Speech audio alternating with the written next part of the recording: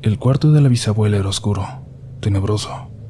Cuando lo llegábamos a ver porque dejaba por un momento la puerta entreabierta, notábamos que la ventana estaba clausurada, que siempre tenía velas prendidas en un altar. De alguna forma que no puedo explicar, se sentía a alguien ahí dentro, aunque la bisabuela no estuviera ahí.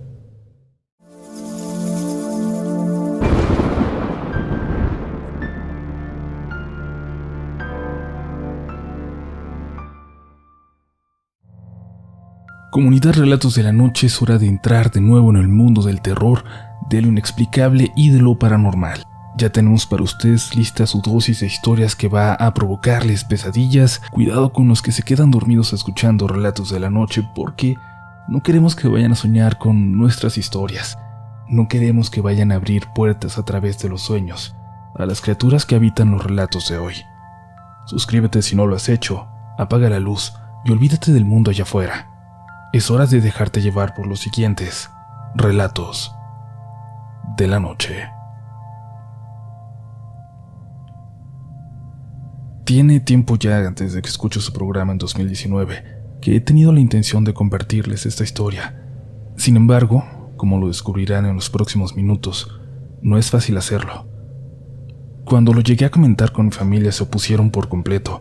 Por eso lo hago de forma anónima y te pido que ocultes los nombres y los lugares de donde se desarrolla. Mi bisabuela era una mujer muy misteriosa, de verdad, muy preocupada siempre por su privacidad, por guardar con recelo algunos aspectos de su vida, incluso para sus hijos, para sus nietos y para nosotros, los bisnietos. Por más que intentamos, nunca logramos atravesar esa barrera que ponía ante nosotros. Eso no quiere decir que no nos quisiera o que no nos mostrara amor. Para nada, era una buena persona y muy respetada en el pueblo. Yo vivo en Ciudad de México, pero estábamos a menos de 1 hora del pueblo, así que la visitábamos mucho. Además, ahí viven también mis abuelos. Es una segunda casa para nosotros. Cuando llegaban a ir más primos, algunos se tenían que ir a la casa de la bisabuela a quedarse ahí, algo que a ella no le agradaba mucho, pero que siempre permitía. Lo único que teníamos todos estrictamente prohibido era entrar en su cuarto. Eso sí, jamás. Nadie lo podía hacer. El cuarto de la bisabuela era oscuro, tenebroso. Cuando lo llegábamos a ver porque dejaba por un momento la puerta entreabierta, notábamos que la ventana estaba clausurada, que siempre tenía velas prendidas en un altar. De alguna forma que no puedo explicar, se sentía a alguien ahí dentro, aunque la bisabuela no estuviera ahí. A mí pocas veces me tocó quedarme en su casa. Como mis abuelos tenían una casa bastante grande, cuando se llenaba de primos el pueblo, casi siempre yo seguía teniendo espacio para quedarme con ellos. Pero en una ocasión me la pasé jugando con 2 de mis primos que aquella noche los mandarían a quedarse allá, con ella. Me dijeron que me fuera con ellos para seguir el relajo y les dije que sí. Le pedí permiso a mis abuelos y los alcancé en la casa de la bisabuela. Ella nos estaba preparando la cena cuando notó que algo le hacía falta. Íbamos a ir mis primos y yo a la tienda, pero nos detuvo. Tenía que llevarle un encargo a la señora de los abarrotes, así que iría ella. Ahí cuídenme la estufa nada más, no me tardo, nos dijo. Entró a su cuarto por un frasco y luego salió hacia la tienda. Nosotros seguimos platicando en la cocina, donde le estábamos ayudando a picar verduras.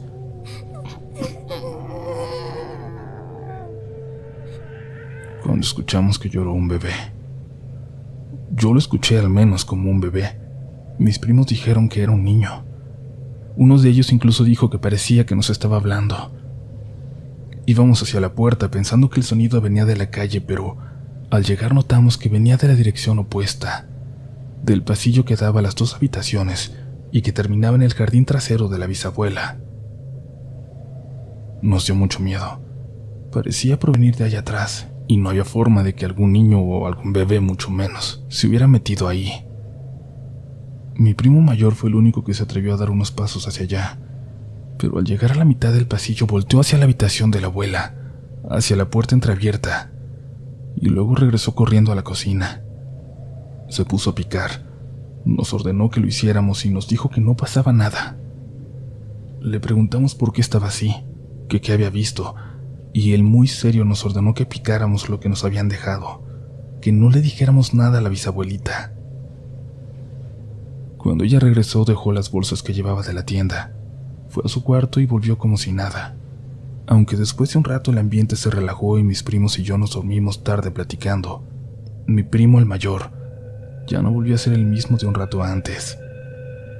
Con el tiempo, aquel suceso, aquello que habíamos escuchado, salió a la plática en reuniones familiares, de esas a las que ella nunca acudiría. Resultó que varios en la familia tenían experiencias similares. Ya habían escuchado llantos de bebés o de niños que provenían de la casa, del jardín trasero, y muchos decían que específicamente venían de la habitación de la bisabuela. Por más que le decíamos a mi primo que contara lo que había visto aquella noche, no lo logramos convencer. Años después, cuando murió la bisabuela, sus hijos entraron por primera vez en años a su habitación. Buscaban ropas para el entierro, pero ahí fue cuando se encontraron con algo realmente macabro, con algo que nadie logra entender. La bisabuela tenía una caja llena de fotos de bebés y niños muertos. Eran fotos de funerales, de velorios. En todas aparecía ella, posando junto a ellos muy seria. En algunas incluso los estaba tocando de la frente o del pecho. Pero no parecían fotos secretas o escondidas. Daba la impresión de que alguien más se las había tomado, de que acudía quizás con permiso a esas ceremonias para hacer específicamente eso. Sus hijos destruyeron esas fotos, no sin poder evitar que antes algunos de nosotros alcanzáramos a verlas. La casa de la bisabuela está sola hasta el día de hoy, y nadie quiere quedarse ahí, aunque está disponible para que la habite cualquier miembro de la familia. A veces me dan ganas de acercarme, de platicar con los vecinos, de preguntarles si sabían algo de ella, de sus costumbres, o si alguna vez han escuchado salir de ahí, de esa casa, algún ruido extraño, como el llanto de un bebé.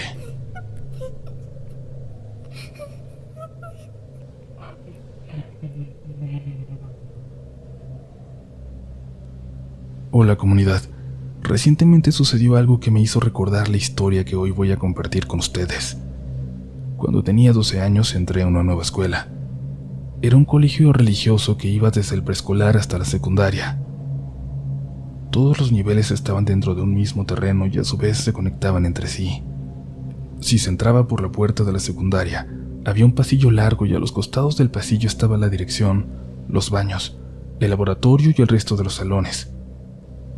Desde la puerta de la secundaria se podían ver las gradas de las canchas. Estos detalles que para muchos podrían parecer insignificantes, en realidad son importantes para poder entender el contexto de esta historia. Recuerdo que desde el primer día de clases mis compañeros no dejaban de hablar sobre el festival navideño. Pasaron semanas y ellos continuaban debatiendo y comentando lo que había pasado aquel día. Sin embargo, como yo era nueva en esa escuela, no entendía bien qué fue lo que pasó o a qué se referían, ni el por qué era tan importante para ellos.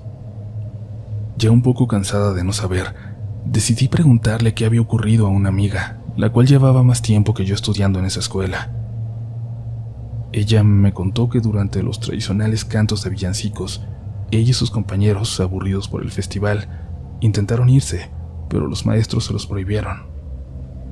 El evento fue por la tarde y para ese momento ya estaba oscuro. Todos iban en fila cruzando por la parte del preescolar. La persona que estaba justo detrás de mi amiga se cayó y el resto de los compañeros se pararon para preguntarle si se encontraba bien.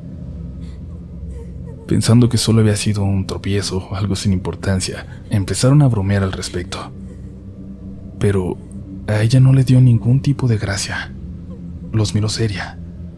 Se podía ver el miedo en sus ojos cuando les dijo que no se había tropezado sola, que alguien más la había empujado. Todos guardaron silencio desconcertados. No tenía mucho sentido lo que esta chica les estaba diciendo. Era imposible que alguien más lo hubiese tirado, ya que ella era la última en la fila. Se quedaron por un momento callados porque de verdad no sabían qué contestarle.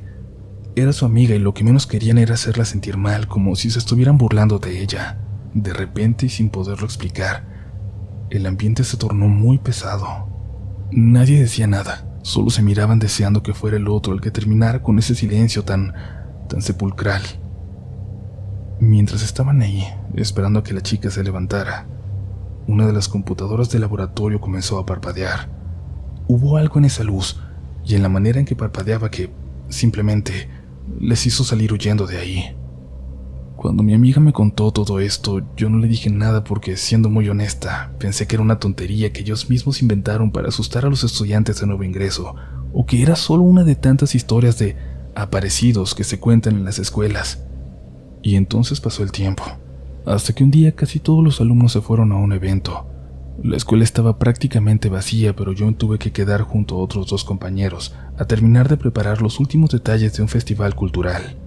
Por aburrimiento, uno de mis compañeros empezó a bromear, a hablar sobre las historias paranormales, esas que eran tan sonadas en la escuela, pero con un tono sarcástico porque él, al igual que yo, también era un poco escéptico y más que darle miedo, le daban risa. La maestra que estaba a cargo de nosotros volteó a vernos de forma muy extraña y con una voz seria le dijo a mi compañero que no jugara con eso, que ahí no jugara con eso.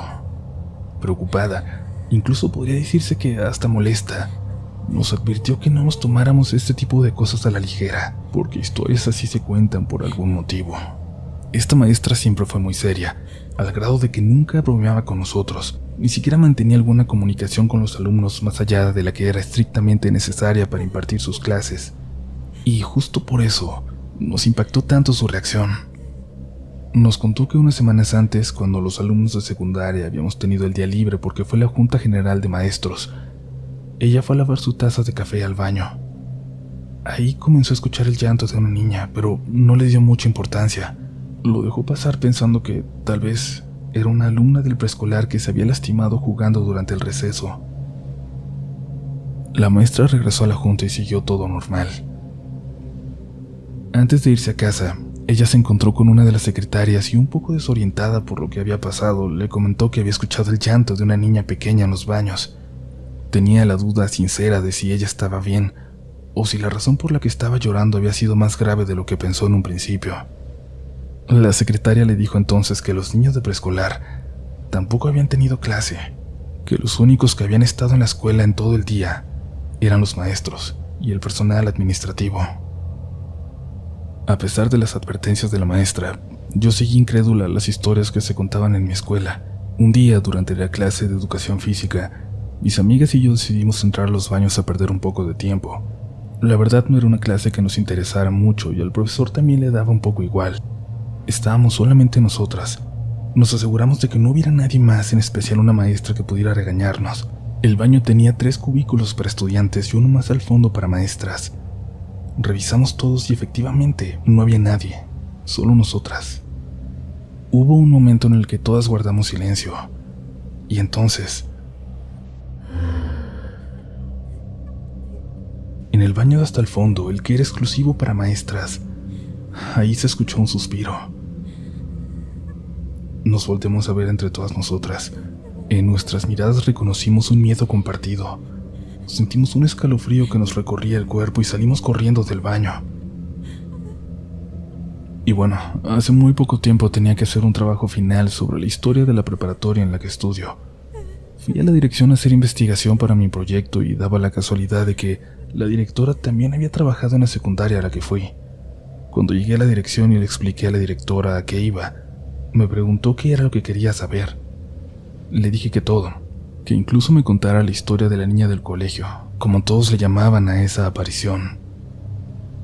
Ella me miró de la misma forma en que lo había hecho mi maestra de secundaria algunos años atrás. Me dijo que esa niña sí existió, que no eran rumores, ni mucho menos. Me contó todo de ella, su nombre, el nombre de sus padres, y lo mucho que habían sufrido cuando ella murió en un accidente. Esta familia era vecina de la directora, por eso sabía tanto de la niña, incluso la había conocido.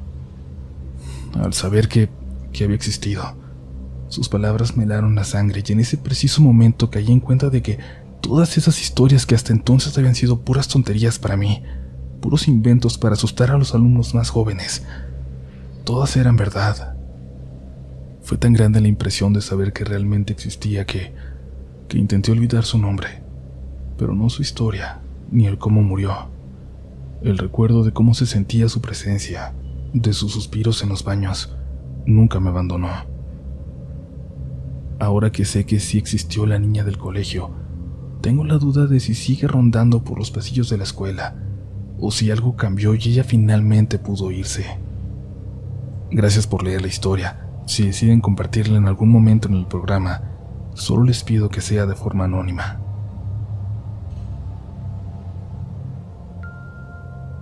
Comunidad, cuéntanos si hay alguna leyenda en tu escuela, porque quizás podamos investigar un poco al respecto y entre todos descubrir si también hay algo de verdad detrás.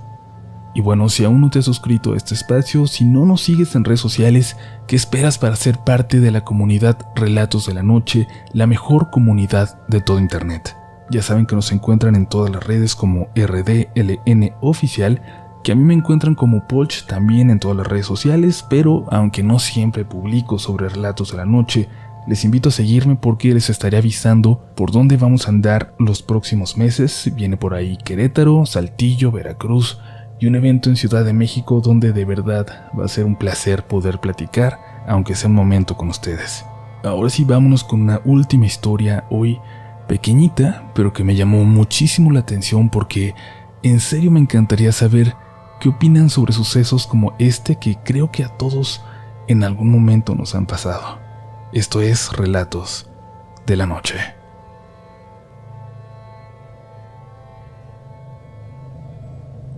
¿Qué tal, comunidad? Tengo tiempo siguiendo el podcast por Spotify y esta es la primera vez que me animo a escribir.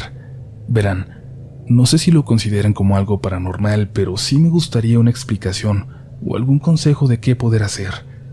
Ayer en la noche estábamos reuniendo mi pareja y yo nuestros documentos para unos trámites, ya que estoy muy cerca de tener a mi primer bebé y no queremos que nos agarre desprevenidos. Queremos tenerlo todo listo desde ahora. Pero por más que buscamos no encontrábamos mi INE, mi credencial para votar, que es la identificación oficial aquí en México. Días antes la tenía sobre un pequeño tocador que tengo en el cuarto, pero ahora ya no estaba. Movimos la cama, el tocador, buscamos en bolsas, pantalones, cajas y nunca apareció. Incluso en la cartera de mi esposo la busqué y solamente estaba su INE y 2 tarjetas. De hecho, la revisé unas 3 veces. La última saqué todo lo que traía y la apachurré.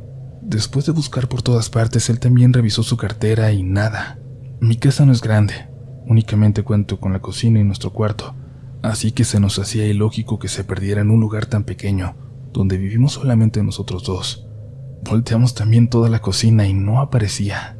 Ya como a las 11 de la noche, en mi desesperación, dije al aire en voz alta: si fue algún duende que me hizo esta travesura, te pido por favor que me la regreses. Es muy importante y urgente encontrarla. Si me regresas lo que te llevaste, mañana te dejo un chocolate. No recuerdo si lo leí en el grupo de Relatos de la Noche en Facebook, pero ya había leído de personas que decían cosas así, y según sí aparecen las cosas. Nos echamos a reír mi esposo y yo, y solo me dijo: cállate, loca, al rato no vas a dormir. Resignados a que no la íbamos a encontrar, decidimos irnos a bañar para dormirnos, pero antes algo me hizo revisar por última vez la cartera de mi esposo. Para nuestra sorpresa, ahí estaba, justo detrás de la suya. Entre risas nerviosas nos preguntábamos si habíamos revisado bien la cartera y la verdad es que sí, la revisamos varias veces entre los dos. Hoy por la mañana le comenté a mi hermano lo que sucedió. Lo que me dijo me asustó aún más. Y es que dice que posiblemente este ser se sintió atraído hacia mi casa porque está próximo el nacimiento de mi hija. Y como leyenda de aquí de donde somos, se dice que muchas veces a los duendes les gusta hacerle travesuras a los bebés. Dijo mi hermana que sin falta le deje el chocolate como agradecimiento, que si no me hará travesuras más seguido. Pero mi mamá dice justo lo contrario. Dice que no lo haga, que al dejárselo podría provocar que se quede aquí con nosotros. ¿Ustedes qué harían? ¿Se lo pongo o no? ¿O qué explicación me darían? ¿Realmente puede ser real esto? ¿O simplemente no supimos buscar bien? Si esto existe, si es real, yo no quisiera que se quedara en mi casa, pues ha habido historias en mi rancho donde duendes han intentado llevarse a los bebés, y esas que siempre han sido leyendas para mí, hoy me dan muchísimo miedo.